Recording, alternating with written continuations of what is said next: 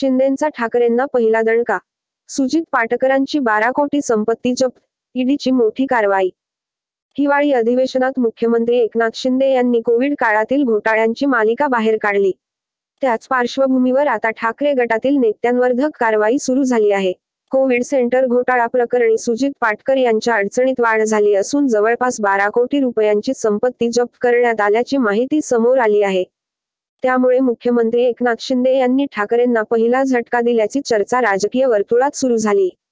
ठाकरे गटाचे खासदार संजय राऊत यांचे अत्यंत निकटवर्तीय मानले जाणारे 46 वर्षीय सुजित पाटकर यांच्या अडचणीत वाढ झाली आहे. ईडीने कोविड-19 जम्बो सेंटर्स घोटाळ्यातील मनी लॉन्ड्रिंगच्या चौकशीच्या संदर्भात पाटकरांची सुमारे 12 कोटी रुपयांची मालमत्ता तात्पुरती जप्त करणार असल्याची माहिती समोर आली.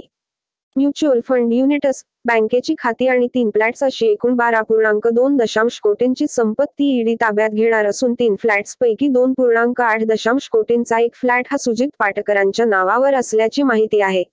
पाटकर यांना या प्रकरणी ईडीने या वर्षी जुलैमध्ये अटक केली होती. त्यांनी लाईफलाईन मॅनेजमेंट सर्व्हिसेससाठी निविदा मिळवून 31.84 कोटी रुपयांची फसवणूक केल्याचा आरोपही त्यांच्यावर आहे. दरम्यान, भाजप नेते आणि माजी खासदार किरीट सोमय्या यांनी सातत्याने याविरोधात आवाज उठवला आहे. सुजित पाटकर आणि संजय राऊत यांच्यावर सातत्याने सोमय्या टीका करत असून कारवाई करण्याची मागणी करीत आहेत. 12 कोटी संपत्ती जप्त त्यांनी ईडीची मोठी कारवाई नोंदवली आहे. हिवाळी अधिवेशनात मुख्यमंत्री एकनाथ शिंदे यांनी कोविड काळातील घोटाळ्यांची मालिका बाहेर काढली. त्याच पार्श्वभूमीवर आता ठाकरे गटातील नेत्यांवर कारवाई सुरू झाली आहे. कोविड सेंटर घोटाळा प्रकरणी सुजित पाटकर यांच्या अडचणीत वाढ झाली असून जवळपास 12 कोटी रुपयांची संपत्ती जप्त करण्यात आल्याची माहिती समोर आली आहे. त्यामुळे मुख्यमंत्री एकनाथ शिंदे यांनी ठाकरेंना पहिला झटका दिल्याची चर्चा राजकीय वर्तुळात सुरू झाली. ठाकरे गटाचे खासदार संजय राऊत यांचे अत्यंत निकटवर्तीय मानले जाणारे 46 वर्षीय सुजित पाटकर यांच्या अडचणीत वाढ झाली आहे. ईडीने कोविड-19 जम्बो सेंटर्स घोटाळ्यातील मनी लॉन्ड्रिंगच्या चौकशीच्या संदर्भात पाटकरांची सुमारे 12 कोटी रुपयांची मालमत्ता तात्पुरती जप्त करणार असल्याची माहिती समोर आली. म्युच्युअल फंड युनिट्स, बँकेची खाती आणि 3 फ्लॅट्स अशी एकूण 12.2 कोटींची संपत्ती ईडी ताब्यात घेणार असून 3 फ्लॅट्सपैकी 2.8 कोटींचा एक फ्लॅट हा सुजित पाटकरांच्या नावावर असल्याची माहिती आहे.